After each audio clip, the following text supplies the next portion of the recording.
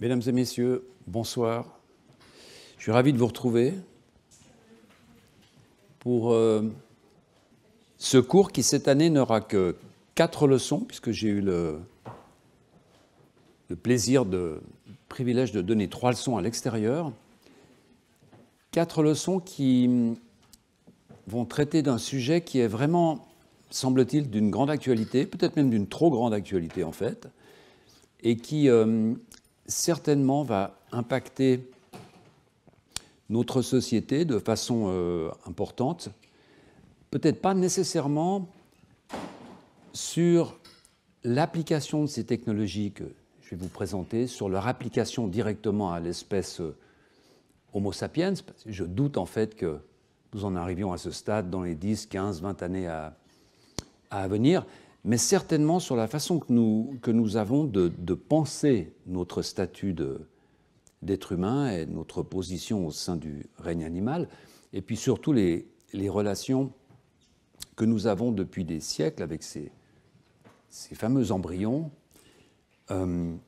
cette descendance finalement qui nous permet de pérenniser notre espèce et qui, pour plusieurs philosophes, biologistes, sont parmi les raisons essentielles pour lesquelles nous sommes sur Terre. Et donc, la fabrique des embryons, entre guillemets, les embryons, bien entendu, puisqu'on va voir qu'il y a quand même une distinction à faire qui est importante. Ce ne sont pas, par définition, des embryons, et c'est justement le sujet de ce cours. Sur la gauche, vous avez un fœtus humain avec un stade qu'on appelle de Carnegie 23, et je reviendrai sur cette classification. Et puis sur la droite, vous avez une comparaison qui est intéressante entre un embryon de souris qui est sur le haut, à 8 jours et demi, et puis en dessous, un de ces pseudo-embryons, un embryoïde qui est préparé de façon intégralement artificielle avec des cellules souches. Et c'est de cela que j'aimerais vous parler pendant ce cours.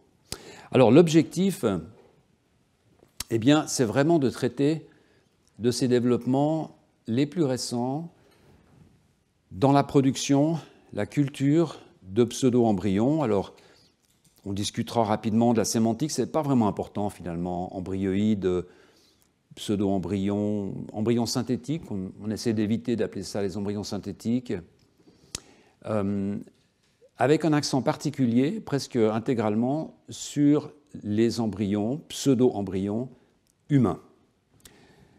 Quelles sont les raisons scientifiques pour en produire, pour les étudier?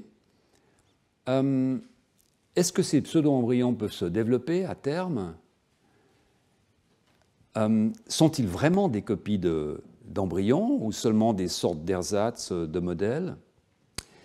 Eh bien, nous essaierons de répondre à ces questions. Alors, j'aimerais préciser d'entrée que je vais rester à vraiment un niveau le plus scientifique possible, sans trop m'attarder sur les questions éthiques ou les questions sociales, puisque ces questions, en fait, qui sont évidemment absolument fondamentales, seront discutées lors du colloque qui aura lieu le 7 juin.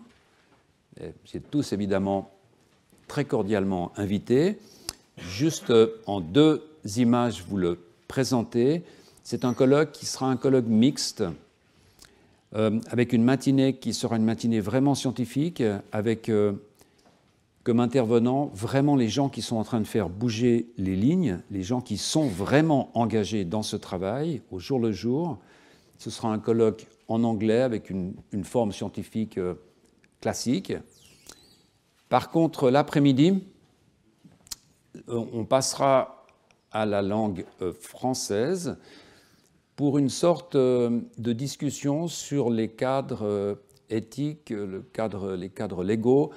Il y aura un intervenant qui présentera ce que sont ces pseudo-embryons.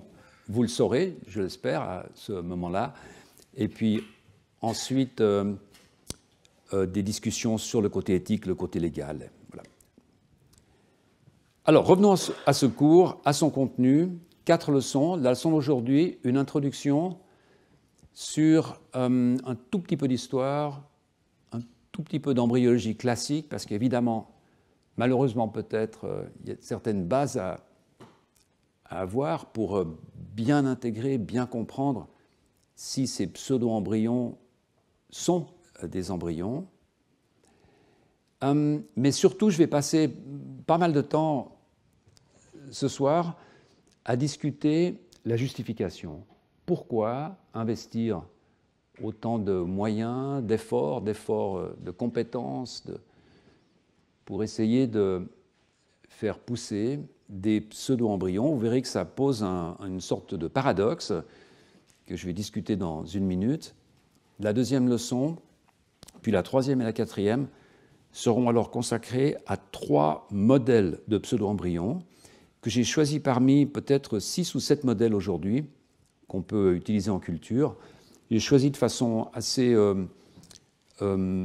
subjective finalement 3 études, une qui concernera ce qu'on appelle les blastoïdes, puis la troisième leçon sur les gastruloïdes, beaucoup de ides, et puis la dernière leçon sur l'étape finale des embryons qu'on appelle des embryons intégrés, qui sont ceux qui, par définition, vont ressembler le plus aux vrais embryons.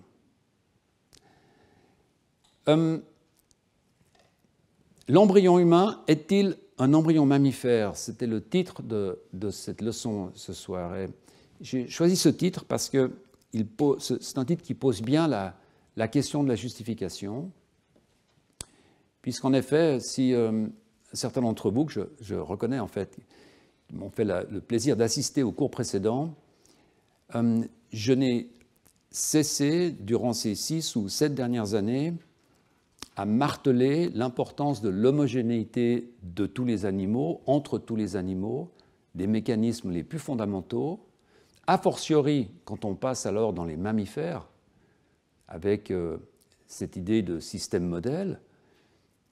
Et par conséquent, on peut se poser la question aujourd'hui, mais si vraiment tous les animaux se ressemblent, a fortiori si tous les mammifères se ressemblent, pourquoi passer autant de temps et d'efforts à développer des systèmes qui sont des systèmes mammifères, qui ne sont pas de la souris, qui ne sont pas du lapin, qui sont de l'Homo sapiens?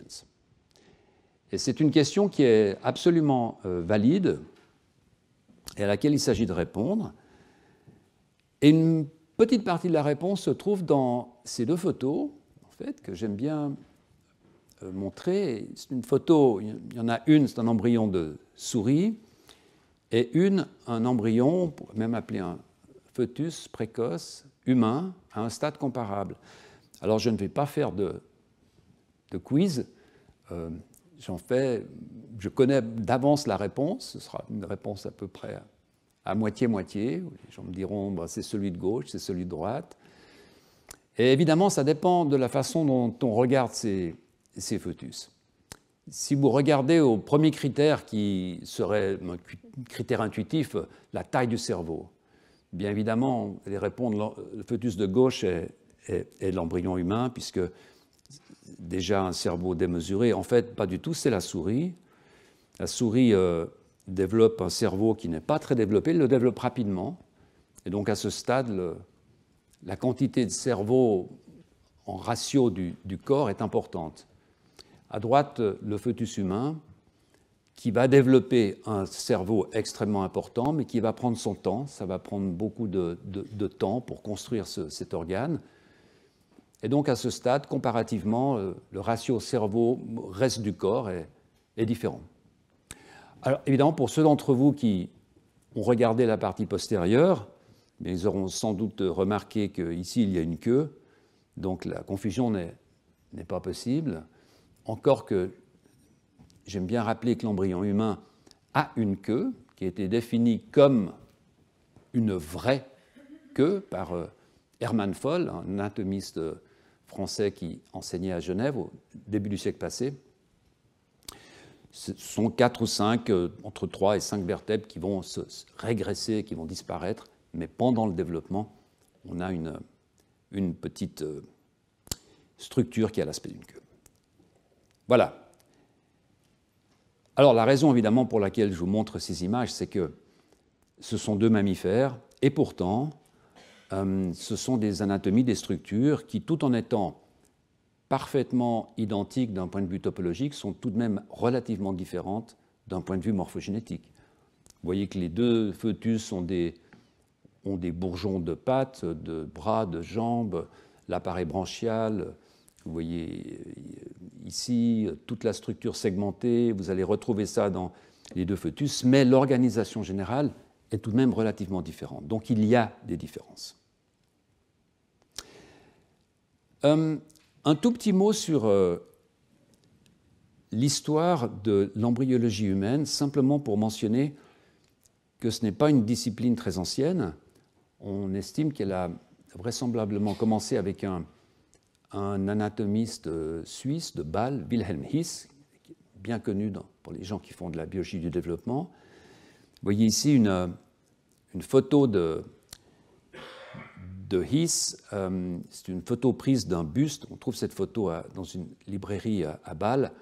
Et vous voyez que dans sa main droite, il tient un petit foetus humain. C'est une des premières illustrations qu'on a.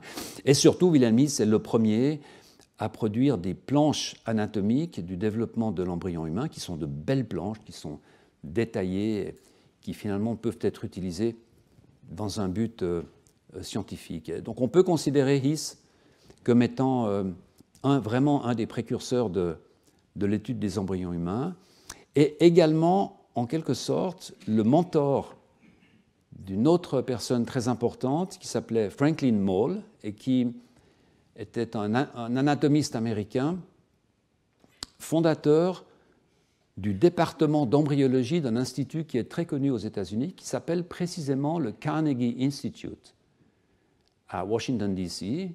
C'est pour ça que je mentionnais ces stades humains qu'on appelle le stade Carnegie, parce que sous l'impulsion de cette personne, c'est un institut qui a été créé par Andrew Carnegie en 1902, sauf erreur, sous son impulsion, des travaux vont se dérouler sur l'embryologie humaine, et en particulier par ce couple ici, Ronan O'Rahilly et Fabiola Müller, qui vont beaucoup travailler sur la classification des embryons humains en écrivant un ouvrage qui sera publié dans les années 80, un ouvrage qui est toujours un ouvrage de référence dans lequel ces embryons sont finalement classifiés par stade.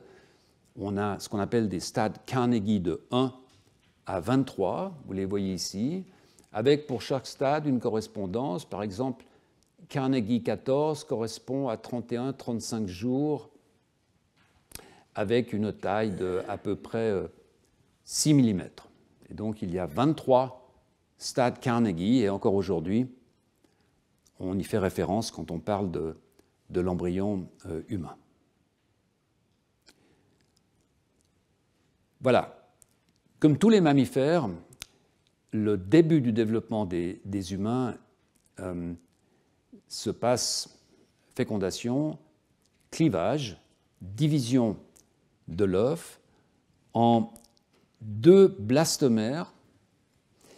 C'est ce qu'on appelle généralement un clivage de type holoblastique, c'est-à-dire que l'œuf se divise entièrement. Vous allez me dire, c'est généralement ce qui se passe, mais non. Par exemple, chez les oiseaux, eh bien, on a un clivage qui est partiel, qui fait juste la surface. Vous n'avez jamais vu, en ouvrant un œuf d'oiseau, de 2 grandes cellules. Il y en a toujours une seule. Donc il va y avoir un clivage partiel. Chez les mammifères, on a un clivage holoblastique, isolécite, puisque la distribution du cytoplasme, la distribution des nutriments dans le cytoplasme est relativement égale, isolécite, et rotationnel, parce que à la première division de 4 cellules, les blastomères vont maximiser leur contact, et donc on va avoir un effet de rotation.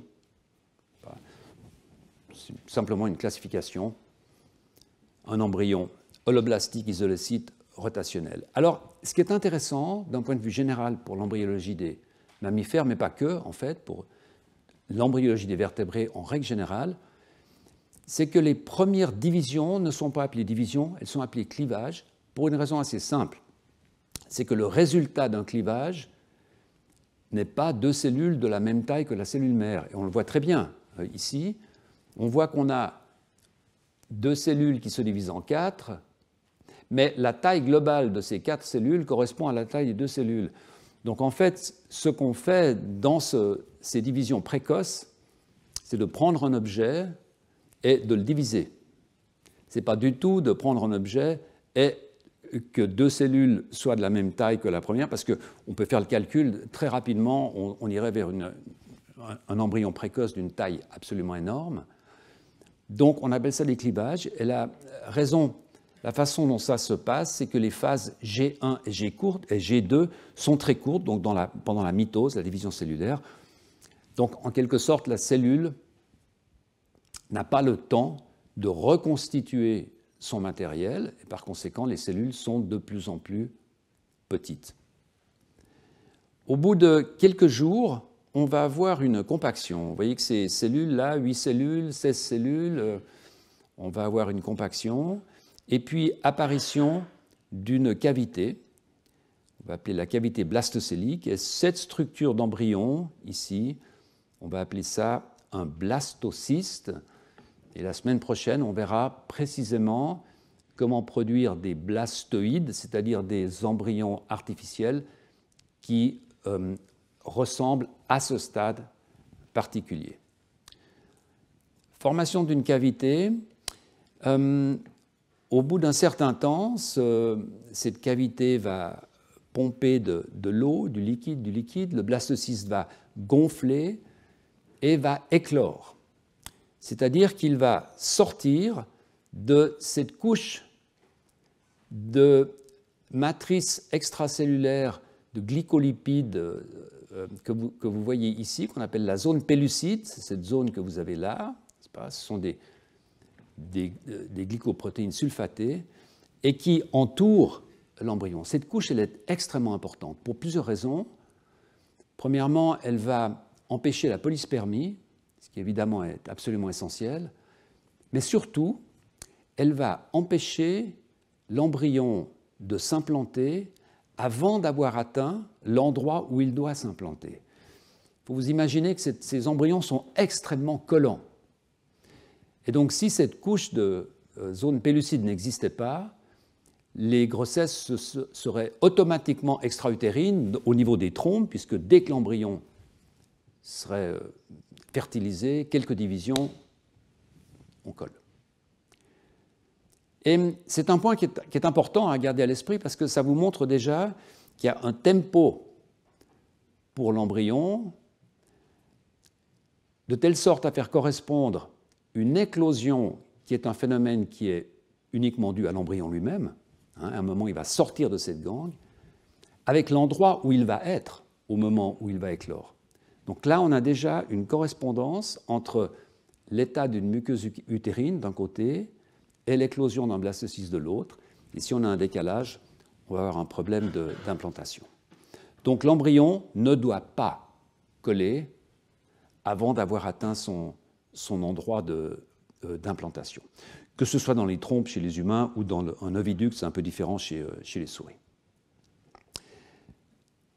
Dès que l'embryon s'implante, et c'est là qu'on rentre vraiment dans le sujet de ce cours, dès l'embryon implanté, il devient virtuellement invisible, inaccessible à l'expérience, que ce soit d'ailleurs chez les humains, pour des raisons totalement évidentes, mais chez les rongeurs également. Les premiers jours de l'implantation, parfois, il est même difficile de les trouver, les embryons. Ils sont extrêmement petits, on les voit généralement par la réaction de la muqueuse utérine, mais l'embryon, on ne le voit même pas. Donc pensez aux difficultés qu'on a à obtenir suffisamment de matériel pour faire de la biochimie, c'est extrêmement compliqué. Et on voit ici ces deux grandes phases de développement qu'on appelle la phase préimplantatoire. Chez la souris, on pourrait la remplacer par l'humain finalement, avec l'oocyte, fécondation, développement préimplantatoire, quelques jours, blastocyste, éclosion du blastocyste, implantation, et là on rentre dans ce qu'on appelle la barrière utérine, c'est-à-dire soudainement, dans une boîte noire, où on ne sait plus trop ce qui se passe. Chez les humains, cette boîte noire est vraiment noire. C'est-à-dire qu'on n'a pas accès à ces embryons, a fortiori, généralement à ce stade, la plupart des femmes ne savent même pas qu'elles sont enceintes. Donc on a un manque d'informations absolument patent en ce qui concerne ces premières étapes. Alors, si ces étapes étaient triviales, eh bien tant pis, mais malheureusement, ce sont parmi les étapes les plus importantes de notre développement, et en particulier un phénomène sur lequel je vais revenir dans quelques minutes, qui s'appelle la gastrulation, qu'on a déjà discuté au sein de ce cours, c'est-à-dire le moment où, en fait, une boule de cellules, que vous voyez là, a une apparence, vraiment pas l'apparence d'un fœtus, un embryon, en fait, va par des mouvements extrêmement compliqués, des migrations de tissus, des migrations de cellules, soudainement s'organiser pour donner naissance à un fœtus. On se dit, ah, voilà, là on y est. Eh bien, c'est ce phénomène de gastrulation et de neurulation qu'on ne peut pas étudier, en tout cas chez l'humain, dû au problème de l'invisibilité de cet embryon au cours de l'implantation. Alors, pourquoi ne pas se contenter de travailler avec des rongeurs? Je l'ai dit un tout petit mot tout à l'heure en vous montrant ces deux photos, mais ce n'est pas suffisant. Quelles sont les vraies raisons pour lesquelles la société devrait accepter que des chercheurs passent beaucoup de temps à développer ces systèmes avec le nombre de problèmes sociaux, éthiques que cela peut représenter? On aura l'occasion d'en discuter.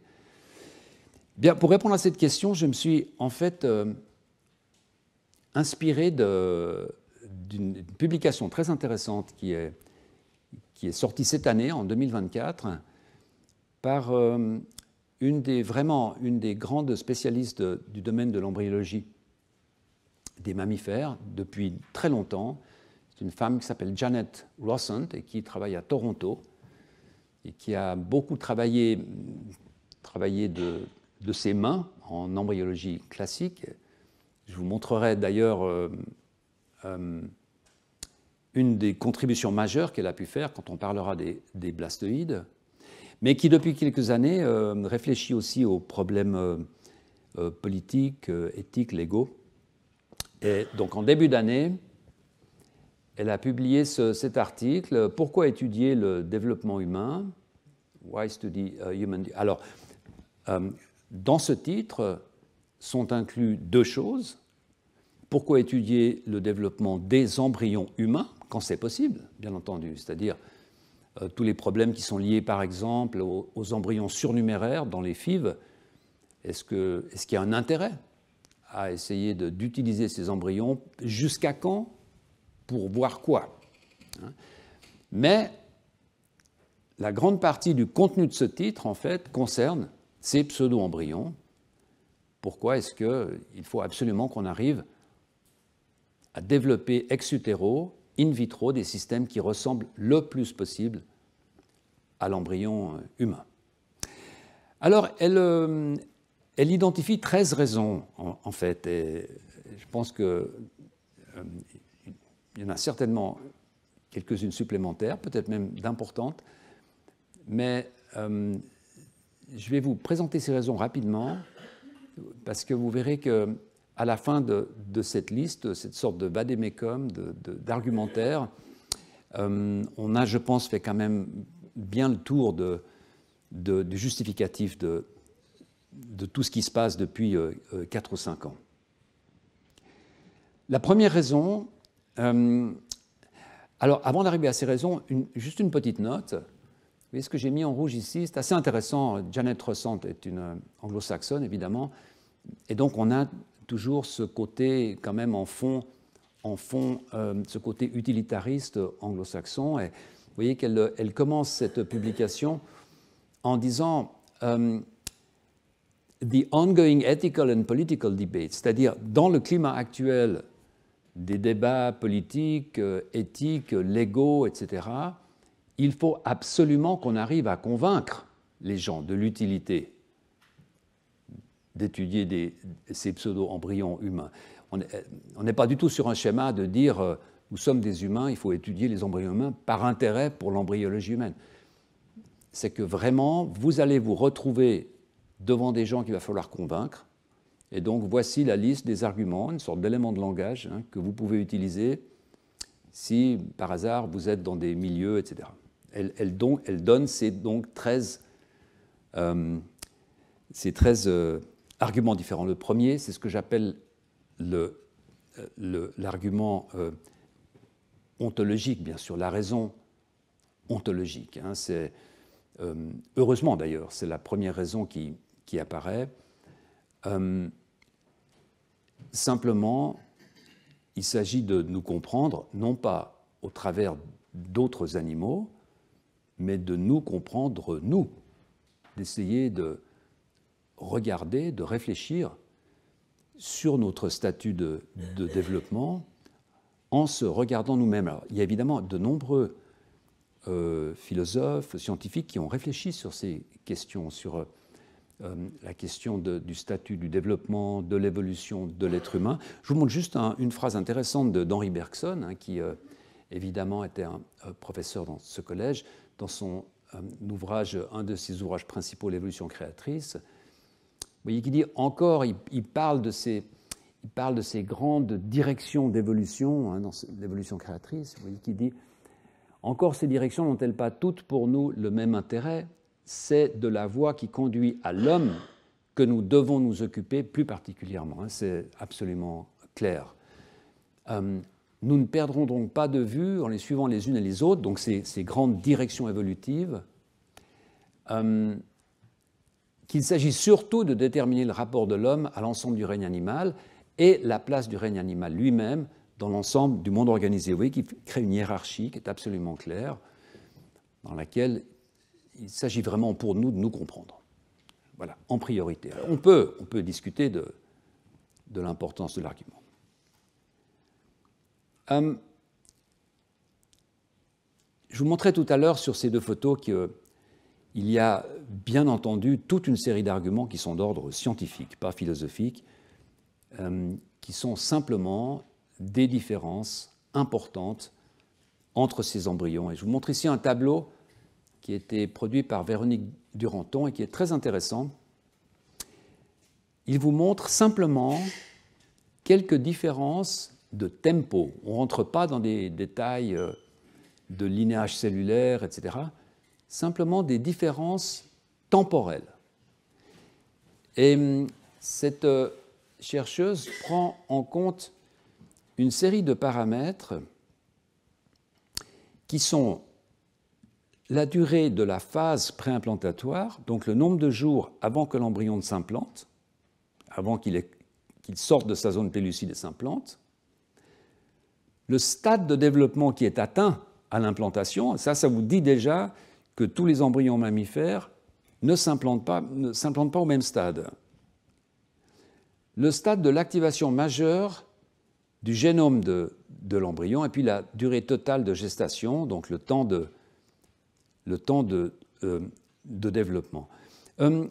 L'activation majeure du génome, simplement, laissez-moi juste vous expliquer, pour ceux d'entre vous qui ne sont pas familiers avec ça, le génome, l'œuf fertilisé, est totalement inerte d'un point de vue de l'activité génétique.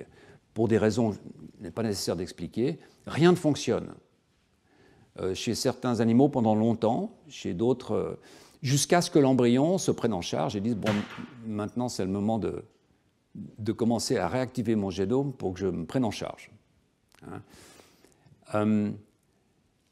Jusqu'à ce moment-là, en fait, tout ce qui se passe est en gros contrôlé par ce que la mère a déposé, ou ce que la mère a donné comme instruction à l'oocyte, finalement, en message maternel, etc.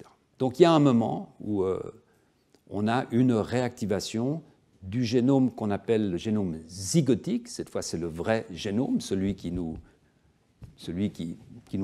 contrôle en quelque sorte ici. Et vous voyez ici que ce génome, la réactivation du génome zygotique peut se passer à différents stades. L'idée derrière ce tableau, c'est de montrer que ces différents tempos n'ont pas de cohérence, en fait. Regardez par exemple entre l'homme et le porc. L'homme va avoir une durée de préimplantation de 6 jours et demi.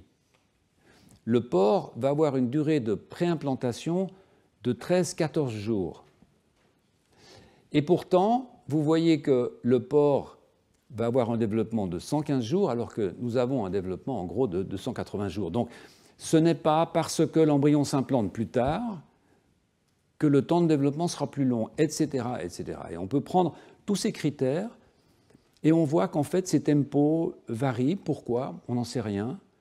Pourquoi, par exemple, chez le cheval, vous voyez ici, on va arriver à une trentaine de jours avant que l'embryon ne s'implante.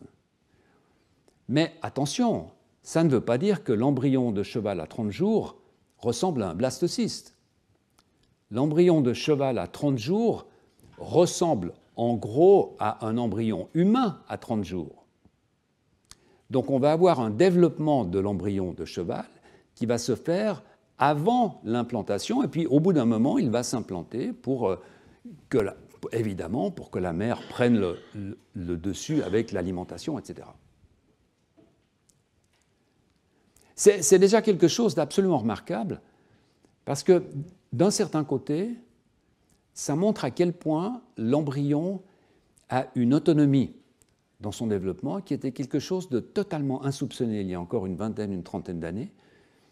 Et c'est quelque chose qui devient flagrant, qui deviendra flagrant lorsque nous discuterons de ces pseudo-embryons, car vous verrez qu'en fait, des cellules totalement isolées sont capables d'un pouvoir d'auto-organisation pour lequel avant on se disait c'est pas possible, il faut un utérus, il faut quelque chose, il faut Non. Ces embryons sont capables vraiment de s'auto-organiser. Et tout ce domaine de l'auto-organisation aujourd'hui est un domaine qui vraiment est en grand développement, avec énormément de gens qui commencent à travailler sur ces questions. La seconde raison invoquée par Janet Ressent, c'est la question de la visualisation. Ça, c'est une question extrêmement importante. Aujourd'hui, on dispose d'outils optiques qui sont absolument incroyables, avec une résolution vraiment étonnante. Mais évidemment, lorsque l'on touche à l'embryon humain, on ne va avoir que ce qu'on appelle un snapshot, donc une pause. Ces embryons vont être récoltés peut-être suite à une fausse couche, suite à une interruption de grossesse. Donc on va pouvoir appliquer sur ces embryons toute une série d'outils optiques qui sont absolument extraordinaires. Mais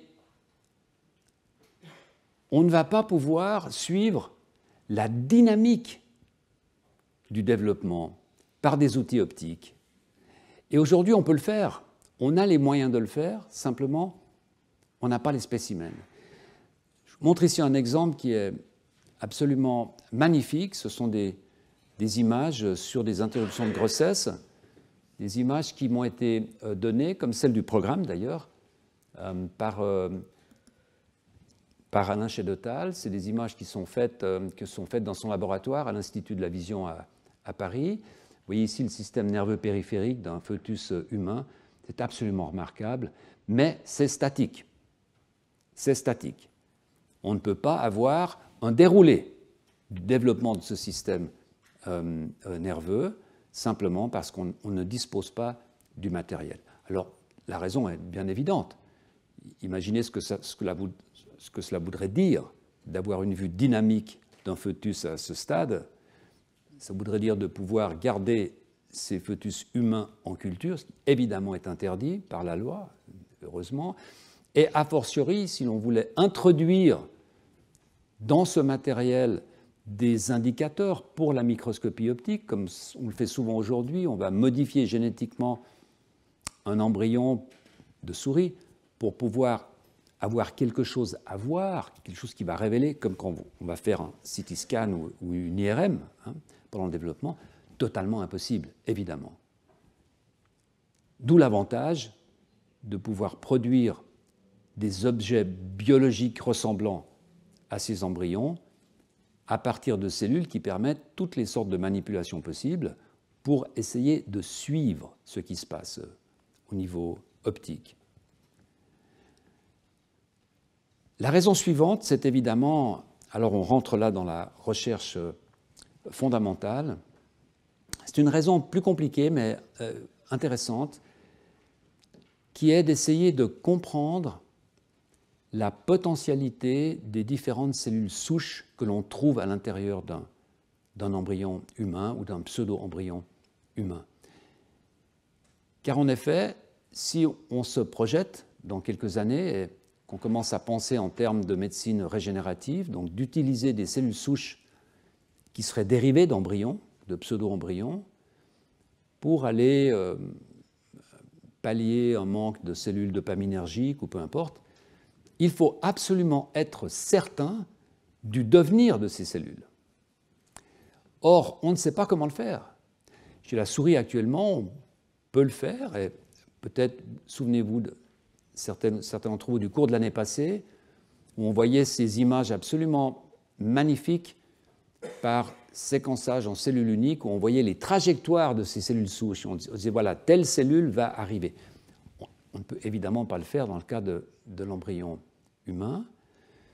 Et donc, il faudrait que l'on puisse disposer d'une sorte de catalogue du destin de ces cellules pour pouvoir dire, voilà, si on cultive, si on prend ces cellules et qu'on les transfère, on est sûr à 95% qu'elles vont donner ce type cellulaire et pas un sous-type cellulaire qu'on ne veut absolument pas avoir, etc. Donc vraiment un outil pour visualiser les linéages cellulaires. La quatrième raison, alors, a un impact, je dirais peut-être même encore plus important, qui est d'améliorer les technologies de FIV. C'est un point qui est assez un point de contentieux. En fait, on peut dire, mais pourquoi travailler autant pour l'amélioration de ces technologies? Il y a énormément de choses à améliorer dans les technologies de fécondation in vitro. J'ai même envie de dire que parfois on est resté à un stade de pratique qui est vraiment peu satisfaisant, pour une raison assez simple, c'est que le succès de ces FIV est relativement élevé. Et donc on peut se dire qu'il s'agit vraiment de standardiser le processus, mais pourquoi aller creuser, pourquoi aller chercher? Or, il y a énormément de choses pour lesquelles les informations restent très vagues. Par exemple, l'effet des milieux de culture sur le devenir des embryons, l'effet des températures, des niveaux de gaz, etc. Bien entendu, ça a été fait chez la souris. Et comment voulez-vous faire une étude massive sur des embryons humains? Comment voulez-vous qu'on dise sur l'année qui va venir, on va diminuer le taux de CO2 de X pour toute cette cohorte d'embryons humains et on verra s'ils ont des problèmes? Évidemment, hors de question.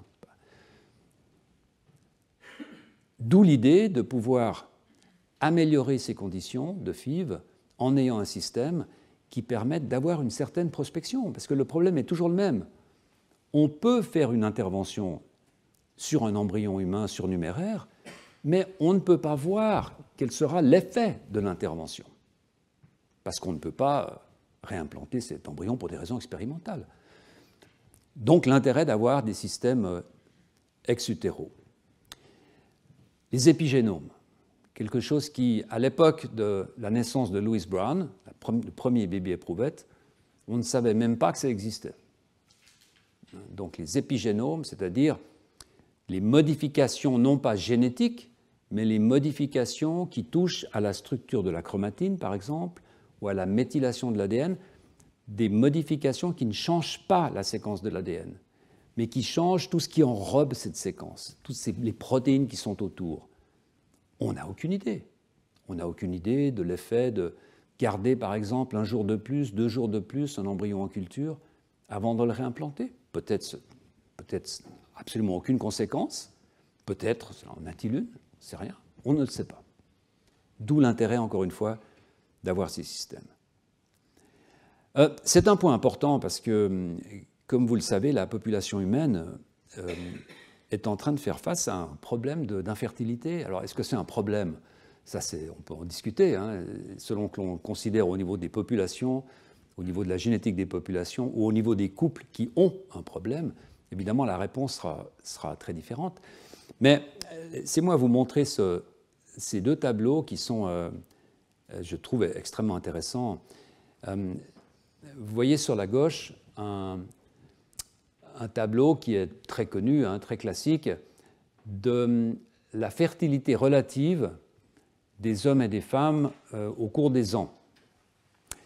Et donc la courbe en bleu est la fertilité des hommes, c'est fertilité relative, hein, c'est-à-dire on démarre à 1.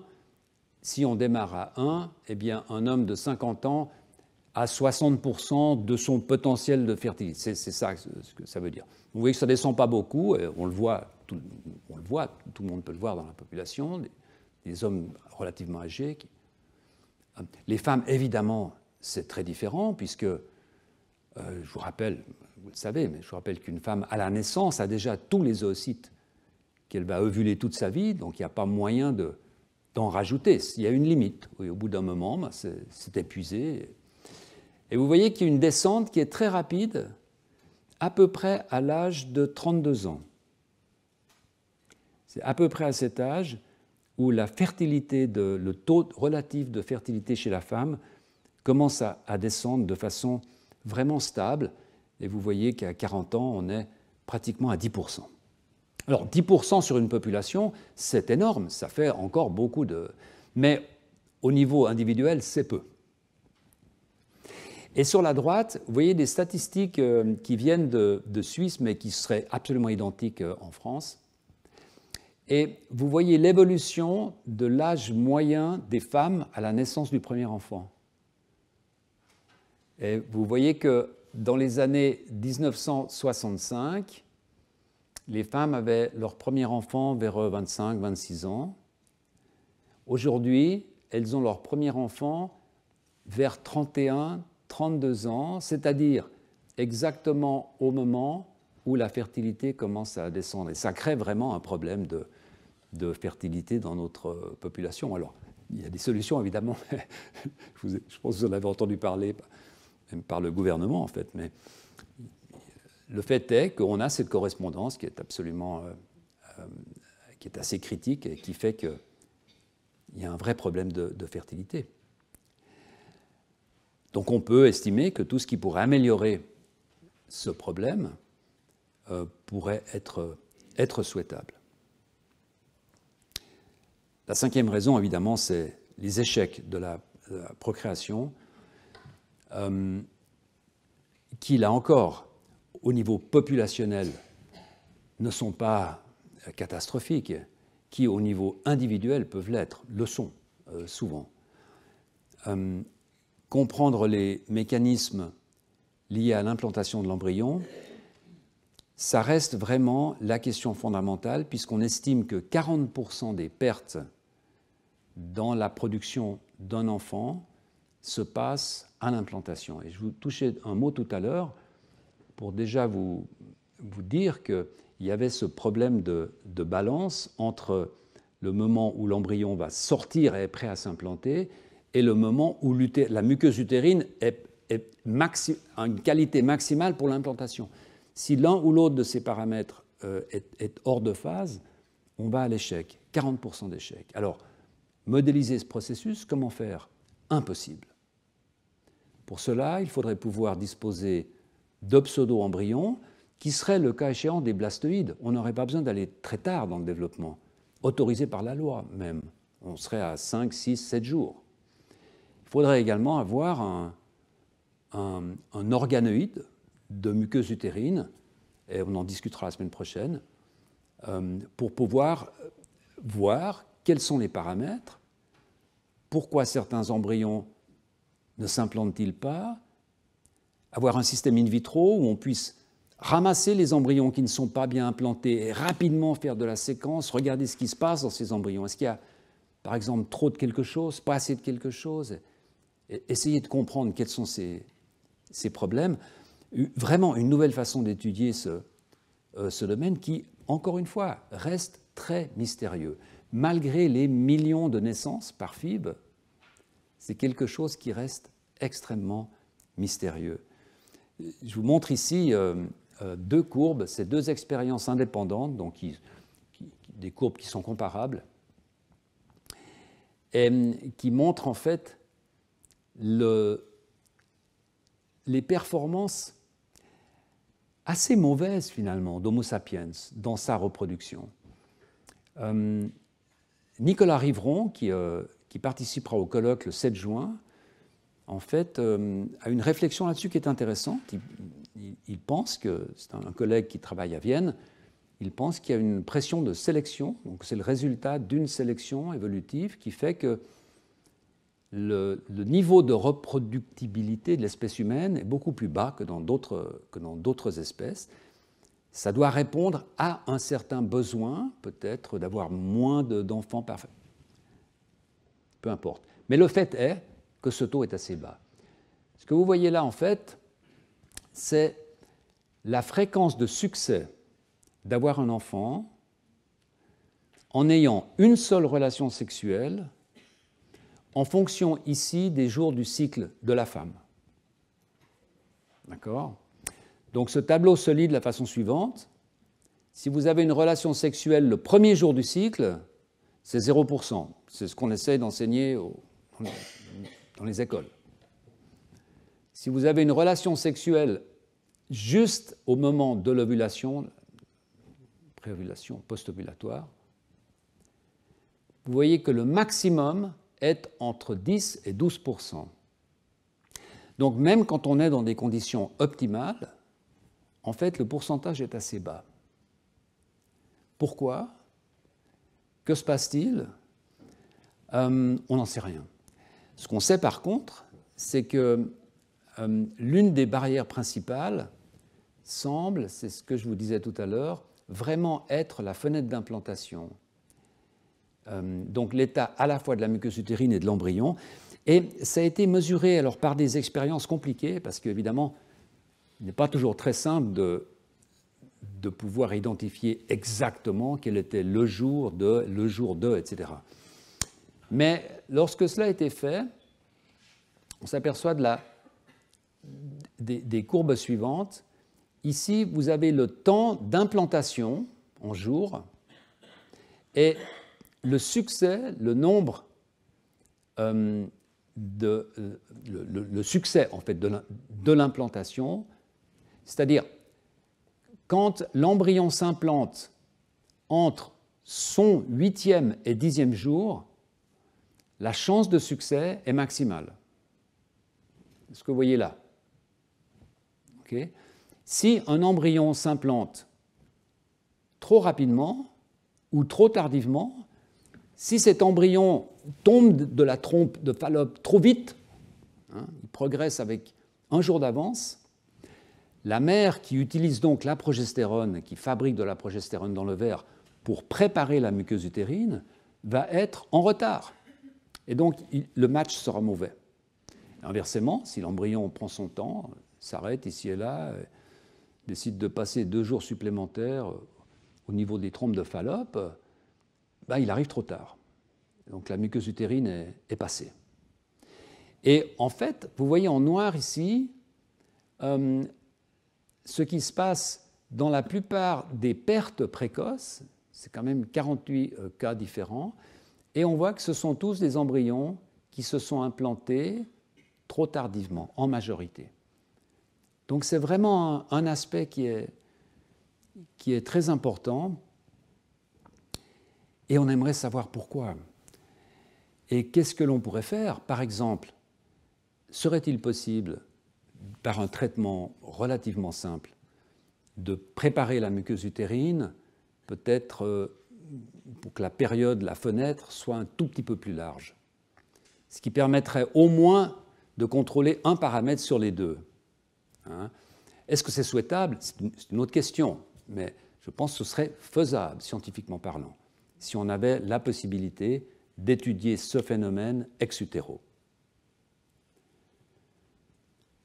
Alors là, je n'ai pas résisté à vous parler de 2 minutes d'une publication aussi récente qui est curieuse, en fait. Et la science, parfois, est faite de ce genre de publications. Je mentionnais la progestérone, parce que vous savez que ce qui va préparer la muqueuse utérine, c'est la progestérone. La progestérone va être fabriquée dans le verre, et cette progestérone va être emmenée dans le noyau des cellules par ce qu'on appelle un récepteur nucléaire. Ce sont des types de récepteurs de protéines, d'hormones dans ce cas particulier, qui sont particuliers dans le sens où ils ne sont pas à la membrane de la cellule. Ils ne sont pas des récepteurs, je vous ai souvent parlé, où on a des récepteurs qui traversent une membrane, et puis un ligand arrive, et il va se passer toute une série de réactions dans la cellule, c'est très classique, on en reparlera d'ailleurs. Dans ce cas particulier, c'est un récepteur qui est dans le cytoplasme, et là, l'hormone rentrant dans la cellule va contacter ce récepteur, qui va l'emmener dans le noyau de la cellule pour activer les gènes cibles. Dans ce cas particulier, pour déclencher les réactions qui vont préparer la muqueuse utérine. Voilà. Or, il se trouve, et c'est cette publication par le groupe de Svante Pääbo, je précise quand même que Svante Pääbo a eu le prix Nobel il y a quelques années pour tout son travail de séquençage de l'homme de Néandertal. Donc si vos enfants ou petits-enfants vous ont offert un test d'ADN pour voir quel pourcentage de Néandertal vous avez dans vos chromosomes, c'est lui le responsable.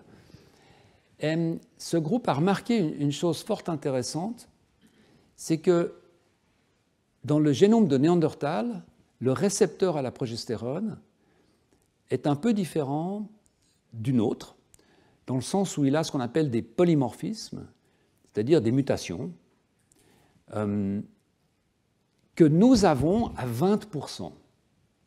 Alors c'est énorme parce que généralement, comme je viens de le dire, la contribution de Néandertal à notre génome est de l'ordre de 0 quelque chose, 1, 2, 3%, pas plus. Or, il se trouve que pratiquement 20% de la population humaine a ces modifications du récepteur de la progestérone. Alors là, on rentre dans les spéculations, mais il a été montré par ce groupe que dans une cohorte de Bretons, alors pourquoi des Bretons, je n'en sais rien, c'est probablement qu'il y avait un suivi d'une population particulière par une personne particulière, c'est souvent ce qui se passe, on a une cohorte, on ne sait pas pourquoi. Dans une cohorte bretonne, il semble que les femmes qui ont ce polymorphisme ont soit plus d'enfants ou une fertilité accentuée. On le voit ici. Alors, c'est ma traduction du texte. Hein, porteuse, ça vaut ce que ça vaut, mais les porteuses du polymorphisme de ces allèles semblent avoir plus d'enfants et moins de fausses couches. Ça paraît curieux comme ça paraît un peu gadget. En fait, quand on y pense, ce n'est pas totalement surprenant.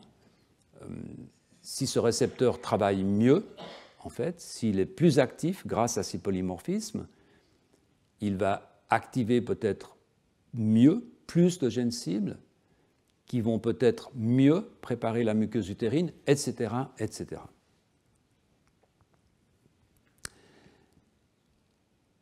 La sixième raison, c'est évidemment cette gastrulation. Alors là, on rentre dans des choses un peu compliquées et j'ai décidé de ne pas vous ennuyer avec des schémas d'embryons gastrulants. C'est assez ennuyeux, mais il faut vous imaginer tout de même que c'est un tour de force. C'est vraiment le mécanisme clé du développement. C'est un mécanisme dont le but, et je vous en avais déjà parlé, est relativement simple. On démarre avec une boule et cette boule a du vide à l'intérieur. Or, à la fin du développement, on n'a pas de vide à l'intérieur. Donc, à un moment donné, il va falloir rentrer une partie de l'extérieur à l'intérieur. Et la façon dont j'aime présenter la gastrulation, qui est pas très correcte, mais qui, à mon avis, est une bonne image, c'est un peu comme si vous preniez un ballon de football un peu dégonflé et que vous faites une pression pour rentrer une partie du ballon à l'intérieur. Eh bien, si vous le faites, vous allez terminer avec une forme qui sera allongée. Hein. C'est notre axe antéro-postérieur. Donc, si vous voulez, c'est un mécanisme par lequel des cellules, comme je vais vous le montrer, des cellules qui sont déterminées à des destins différents, de façon rétrospective, évolutionnairement parlant, évidemment, puisque ces cellules, au départ, n'avaient pas de détermination précise, bien sûr. Ces cellules vont être internalisées avec celles qui vont se retrouver le plus interne, l'endoderme, endoderme, celles qui vont se retrouver le plus externe, ectoderme, notre peau, et puis entre les deux, mésoderme, les muscles, l'os, etc. D'accord ? C'est ce mécanisme extrêmement compliqué. Et la fin de ce mécanisme consiste à un processus qu'on appelle neurulation, qui est la fermeture de nos tubes neurales, donc de ce qui va devenir notre moelle épinière. Et je vous montre ici une image chez le poulet. Alors le poulet, et d'ailleurs ça me permet de dire que la visualisation directe du poulet, par ce système de faire des petites fenêtres sur l'œuf que vous pouvez remettre a également été développée par Hermann Voll à Genève, le même qui a décrit la queue de l'embryon humain. Parfois, les choses se recoupent comme ça. Ce que vous voyez là, c'est en fait un embryon de poulet. Imaginez-vous faire une petite fenêtre dans un œuf à un moment du développement où l'embryon serait peut-être un peu moins de 5 mm, quelque chose comme ça, hein, sur le dessus de l'œuf. Eh bien, c'est ce que vous verriez. Et la phase finale, en fait, c'est la fermeture de ce tube neural.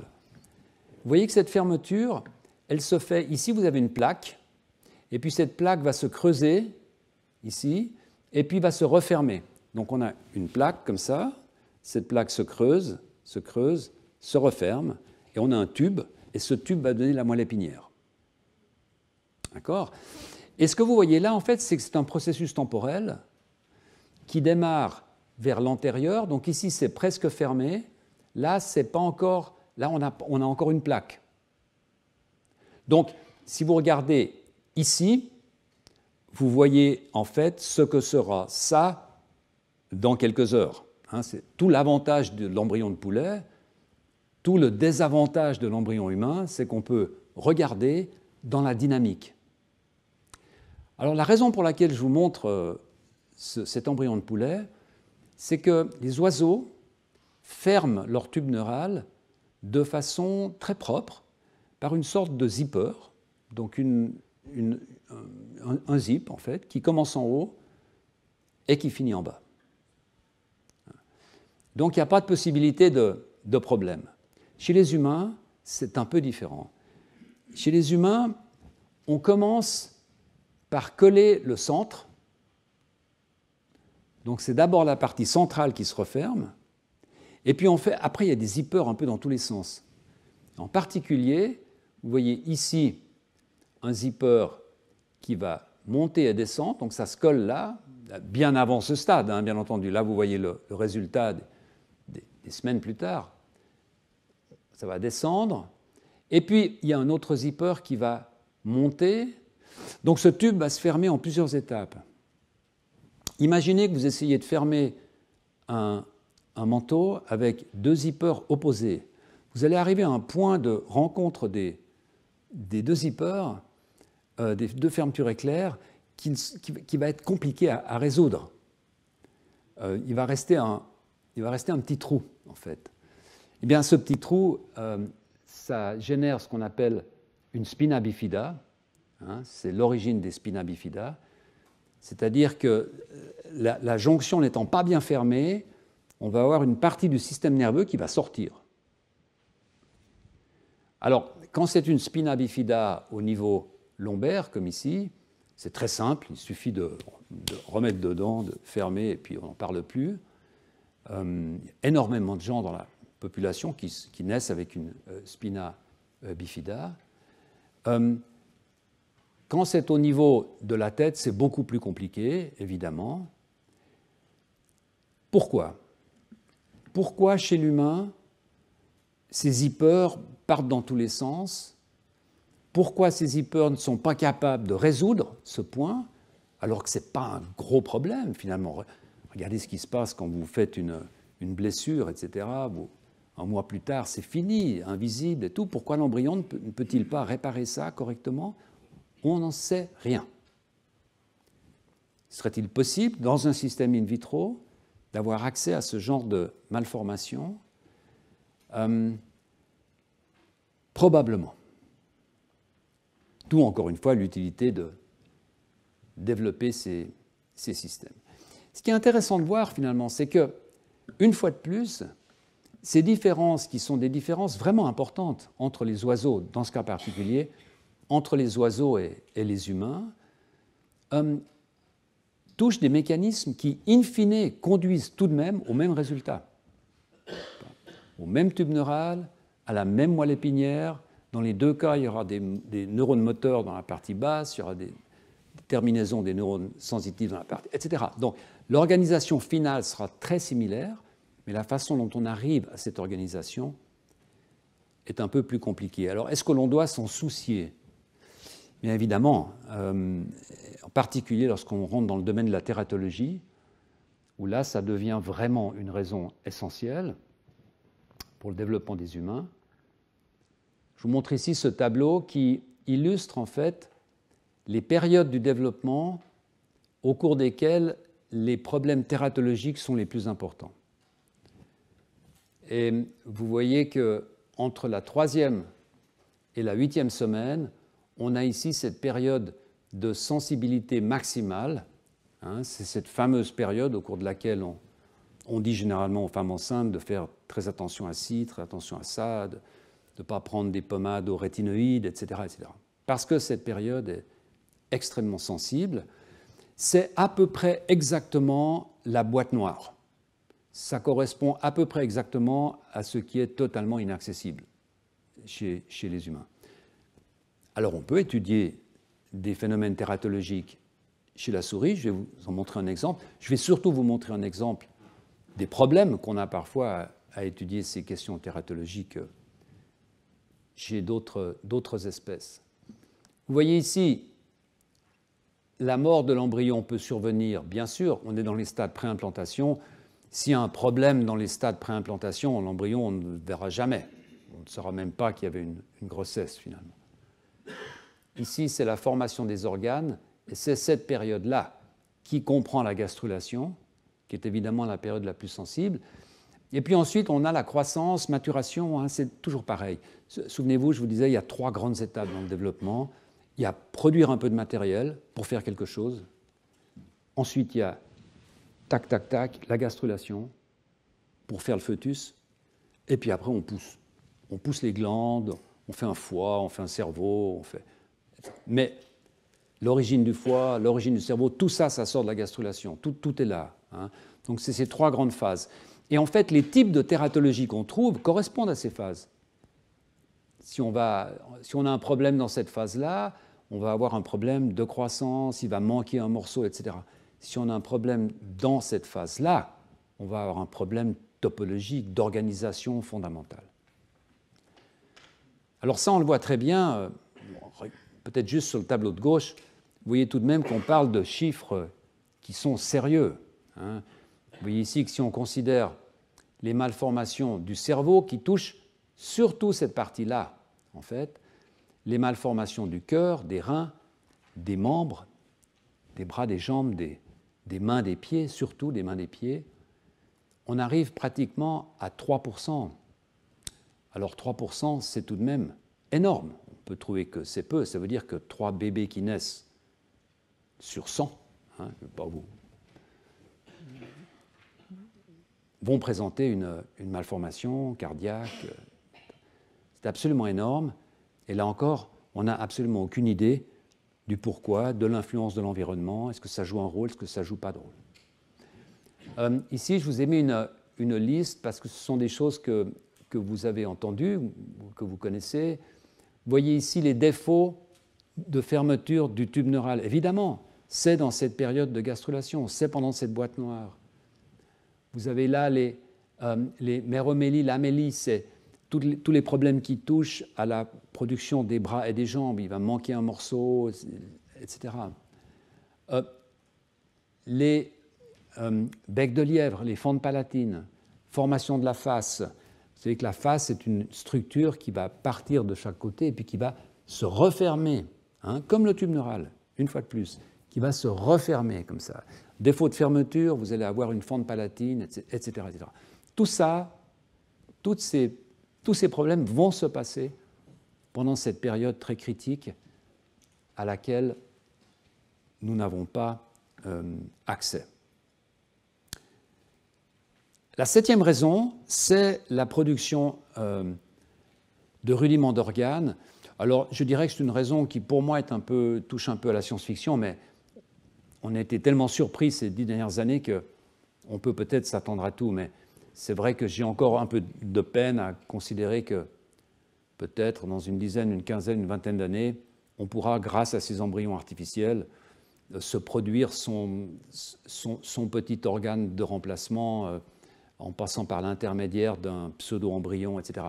Ce sont des choses qu'on ne doit pas totalement éliminer de notre réflexion, mais ça me semble être encore très, très loin, finalement.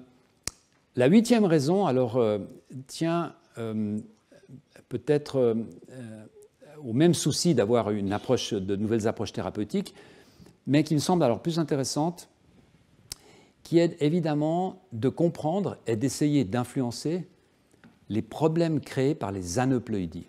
Les aneuploïdies, c'est donc le nombre de chromosomes qui n'est pas correct. L'aneuploïdie la plus connue, bien sûr, c'est la trisomie 21.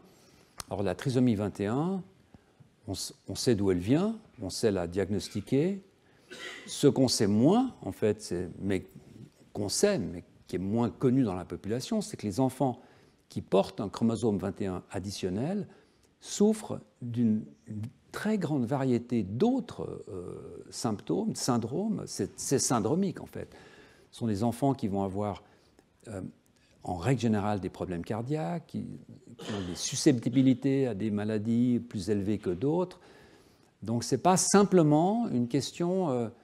parce que souvent, je pense que vous connaissez le problème, quelque chose que je n'aime pas trop discuter, en fait, mais ce problème d'une sorte de refuser une médicalisation de ce statut de trisomique, en fait, alors qu'en fait, ce sont des enfants qui souffrent d'un point de vue médical, qui ont des souffrances que l'on doit traiter. Et évidemment, la possibilité de produire des pseudo-embryons au stade où le cœur se forme, au stade où, etc., avec des aneuploïdies choisies, ce serait une source d'information absolument formidable. Est-ce que ce serait utile? On ne sait jamais, mais c'est toujours la première étape, c'est de comprendre ce qui se passe. Or, ces pseudo-embryons, et ça on en parlera la semaine prochaine, sont produits à partir de cellules souches. Et les cellules souches, aujourd'hui, ce n'est pas encore totalement évident de créer des aneuploïdies dans les cellules souches. Mais il ne fait aucun doute que dans quelques années, on pourra produire des cellules souches avec un chromosome 16, un chromosome 18, un chromosome, etc. Peu importe. Donc de pouvoir examiner l'effet des aneuploïdies et surtout de pouvoir suivre le développement. C'est toujours ce point de vue-là, hein, de pouvoir examiner ex utero cet embryon qui se développe pour essayer de comprendre ce qui se passe. Dans le même esprit, la raison numéro 9, qui tient alors à la facilité de produire des mutations, puisque, comme je vous disais, on est dans des cellules souches. Aujourd'hui, des cellules souches embryonnaires, grâce aux outils CRISPR, que j'ai eu l'occasion déjà de décrire, ces sortes de ciseaux moléculaires, on peut essentiellement en faire ce qu'on veut. Et ce n'est pas un abus de langage. On peut produire une mutation, 2 mutations, 4 mutations, 10 mutations dans les endroits qu'on souhaite muter, etc. Et donc, tout ce qui touche au développement précoce de syndromes génétiques, que ce soit des syndromes métaboliques, des enfants qui souffrent de maladies musculaires, etc. Toutes ces mutations qui sont connues, en principe, en quelques semaines, peuvent être reproduites dans des cellules ES. Autrement dit, en quelques semaines, on devrait pouvoir faire pousser des objets biologiques de type pseudo-embryon porteurs de ces mutations. Alors ce sera totalement inutile dans certains cas, ce sera absolument remarquable dans d'autres cas, comme d'habitude, on ne peut pas dire qu'on va tout résoudre avec ça, mais c'est quand même une avancée spectaculaire. Je vous montre un exemple ici, en fait, parce qu'on peut dire, oui, mais vous n'arriverez tout de même jamais à produire des embryons ex-utero qui vont avoir des doigts. Alors, ma première réponse, c'est oui, on le pourra. Je vous montrerai à la dernière leçon, en fait, qu'au stade auquel on en est maintenant, dans la culture de ces embryons.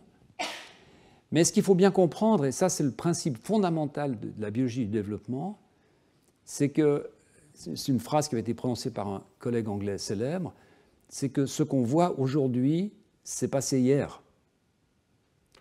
Ça, c'est vraiment une maxime fondamentale de ces disciplines. Le fait que, par exemple, cette souris, alors ça aurait pu être un homme, puisque pratiquement plus de la moitié des êtres humains qui ont une polydactylie, donc un sixième doigt, c'est généralement un doigt préaxial, donc sur le haut, dans la partie antérieure, et c'est très généralement dû à un tout petit défaut d'expression de ce gène-là au moment où le membre bourgeonne. Donc là, on est vraiment dans un retour en arrière où, pour comprendre pourquoi il y a ce doigt supplémentaire ici, eh bien, il faut abandonner l'adulte et remonter sur l'embryon pour essayer de comprendre ce qui s'est passé au moment de la formation du bourgeon.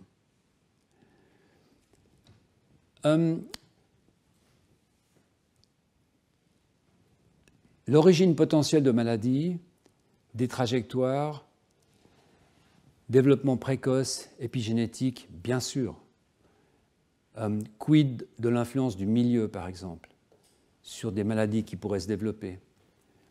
Quid le jour, par exemple, où on arrive à être un peu plus précis sur ce qu'on appelle les QTL, les maladies à très complexes, le diabète, l'obésité, et où on arrive à reproduire une cellule souche qui aurait peut-être un minimum de ces traits complexes, on pourrait imaginer peut-être 20, les 20 plus importants. Vous savez que, par exemple, pour la hauteur, la taille, on a affaire à un assemblage de ce qu'on appelle des traits complexes, c'est-à-dire ce n'est pas un gène qui va déterminer votre hauteur, c'est toute une série de gènes.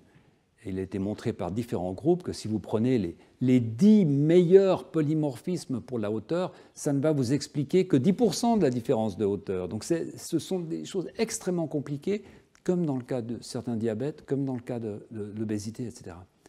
Est-ce qu'un jour on pourra essayer de travailler sur les traits complexes en système ex-utéro? Une question formidable.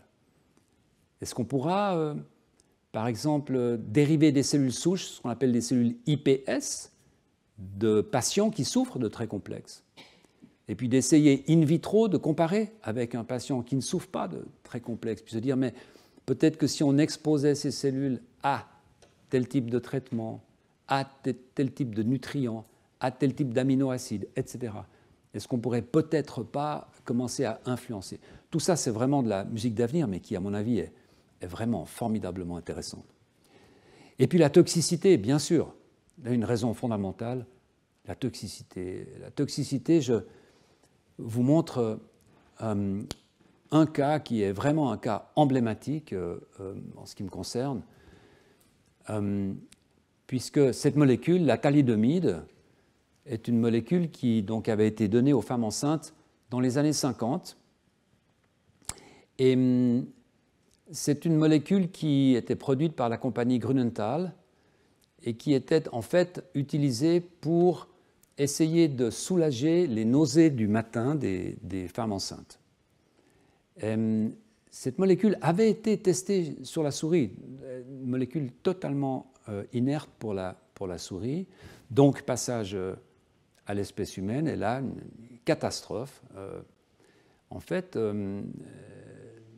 ayant grandi en Suisse, je me souviens très bien avoir vu des tas de patients qui souffraient de phocomélie, puisque c'est une molécule qui, en fait, si elle est donnée au mauvais moment, va produire ce qu'on appelle un phénotype de phocomélie, donc qui ressemble à un phoque, finalement, c'est ça l'origine, avec les mains qui sont pratiquement collées au niveau des épaules. Donc c'est des gens qui ont une très grande réduction de la partie intermédiaire des membres. Et à l'heure d'aujourd'hui, on ne sait toujours pas vraiment, en fait, les causes de cette phocomélie. Il y a plusieurs explications possibles. Et à quoi ça sert? Pourquoi est-ce qu'on... Parce que cette molécule est extrêmement puissante et aujourd'hui est utilisée en oncologie. C'est souvent le cas. Aujourd'hui, les compagnies vont rechercher d'anciennes molécules pour voir si elles n'auraient pas un effet, etc. Et cette molécule, la thalidomide, est une molécule qui a beaucoup de qualités, en fait. Sauf que elle a créé des drames pour des dizaines de milliers de familles. Pour la petite histoire, j'aime beaucoup, en fait, cette histoire. En France, il y a eu très peu de cas. Parce qu'il y avait une femme remarquable, dont en fait je suis absolument navré, mais je n'ai pas retrouvé son nom. Il y avait un article dans Le Monde il y a quelques années. C'est une femme qui était à Lyon et qui avait des soupçons sur... parce qu'à l'époque, il y avait des soupçons de problèmes neurologiques avec cette molécule, pas du tout des problèmes de tératologie. Et donc elle a décidé, bon gré mal gré, de mettre un peu ce dossier administratif toujours à la fin de la pile, finalement. Elle ne s'est pas pressée. Et elle a sauvé de très très nombreux enfants de ce problème. C'était pareil aux États-Unis. Et là, je vous montre cette image parce qu'on a une leçon à prendre là-dedans. En fait, c'est Frances O'Kelsey qui a fait exactement la même chose, sauf qu'elle l'a fait ouvertement. Elle a refusé, elle arrivait au bureau du FDA, en fait, à l'époque, et simplement, elle refuse d'accorder l'accréditation, demande plus d'informations sur les effets secondaires. Il y avait certains effets secondaires dont on avait entendu parler en Angleterre. Et grâce à ça, en fait, elle va éviter des milliers et des milliers de naissances d'enfants, alors qu'il y en a eu beaucoup au Canada, par exemple, énormément de cas au Canada. La raison pour laquelle je mentionne ça, ce qui est intéressant, c'est que cette femme maintenant fait partie du National Women's Hall of Fame, mais en fait, ce qui est surtout intéressant, c'est que grâce à elle, énormément de critères d'acceptation par le FDA aux États-Unis ont changé. Et en fait, c'était le début d'une reconsidération du rôle des lobbies, en fait, lorsqu'on développe de telles molécules. Alors, pourquoi parler de ça? Simplement parce que s'il avait été possible de disposer d'un système pour tester ces molécules sur des embryons, pseudo-embryons qui se développent relativement longtemps, peut-être aurait-il été possible de voir quelque chose. Rétrospectivement, on peut toujours le penser, ne sois pas sûr. Et puis je vais terminer avec l'avant-dernière raison, une raison qui me tient à cœur, en fait, l'avant-dernière raison invoquée par Jeannette Ressent, qui est alors typiquement une raison sociétale, je dirais, et qui est qu'aujourd'hui, il devient de plus en plus problématique de travailler en recherche fondamentale avec des animaux. C'est tout ce mouvement qu'on appelle le mouvement 3R, donc raffiner les expériences, essayer d'obtenir le même résultat en travaillant mieux, réduire le nombre d'animaux, ce qui souvent pose des problèmes d'analyse statistique, et in fine remplacer, essayer vraiment de trouver des modèles de remplacement. Et je dois dire que pour les gens qui sont un peu en dehors de ce milieu de la recherche fondamentale, ça ne peut pas peut-être paraître comme non évident, mais les gens qui sont à l'intérieur, la différence entre les années 80, 90 et ce qui se passe aujourd'hui est absolument phénoménal. Et si on fait une sorte de courbe de régression et qu'on essaye d'anticiper où on sera dans 20 ans, je pense que dans de très nombreux pays européens, la recherche sur les animaux sera interdite, sauf peut-être dans des contextes médicaux, dans des structures hospitalo-universitaires, pour évidemment des raisons médicales claires, cliniques, etc. Mais j'ai vraiment l'impression qu'on arrive à une sorte de fin de cycle, en fait, où il y a une prise en compte de la souffrance animale, du statut de l'animal, hein, et les problèmes qui vont arriver, qui touchent au réchauffement climatique, ne vont faire qu'accentuer cette question. C'est très intéressant d'un point de vue sociétal, c'est-à-dire la prise en compte que nous faisons partie d'un ensemble, hein, et que tout le monde est au même niveau dans cet ensemble, dans cette souffrance qui nous attend. Les animaux, les humains, les animaux. Et tout ça, je pense, va accentuer ce mouvement. Et donc, il est temps, me semble-t-il, d'essayer au maximum de développer des systèmes alternatifs pour offrir des options aux gens qui vont rejoindre cet effort de recherche fondamentale. Je pense particulièrement aux jeunes qui sont de plus en plus résistants à l'utilisation d'animaux. Et on peut les comprendre, en fait. Voilà. Et puis la dernière raison, c'est vraiment d'essayer de développer des nouvelles approches de PMA. Alors là, on rentre dans un terrain miné.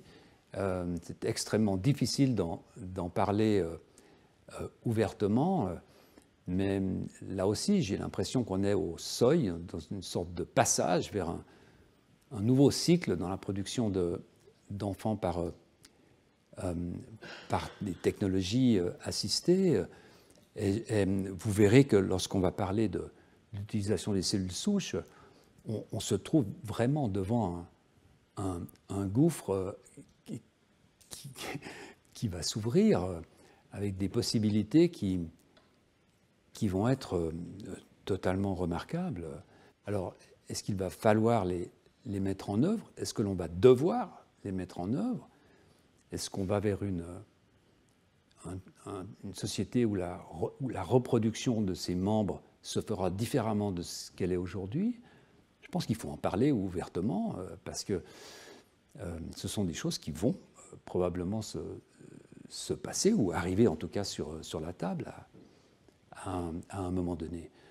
Donc, utiliser ces systèmes comme tube à essai pour voir ce qui est possible, pour voir effectivement si on peut envisager, j'en parlais dans ma deuxième leçon inaugurale en fait, si on pourrait envisager dans un certain nombre d'années que des couples de même sexe puissent avoir un enfant sexuellement produit, c'est-à-dire où l'enfant aurait la moitié du matériel génétique d'un des parents et l'autre moitié de l'autre parent. On sait pratiquement le faire avec la souris aujourd'hui. Est-ce que c'est un droit? Est-ce que ce n'est pas un droit? Je pense que ce sont vraiment des choses vraiment intéressantes qu'il s'agit de discuter. Et l'innocuité et le développement de ces technologies ne peut se faire, bien entendu, que si on dispose un jour de systèmes de remplacement de l'embryon humain qui ressemblent suffisamment à l'original pour qu'on puisse un jour prendre la décision, on essaye ou on n'essaye pas. Après, bien entendu, que la société ait décidé de l'utilisation ou de la non-utilisation de ces technologies. Mais je pense qu'il faut s'y préparer. Voilà, je vous remercie et j'espère vous revoir la semaine prochaine.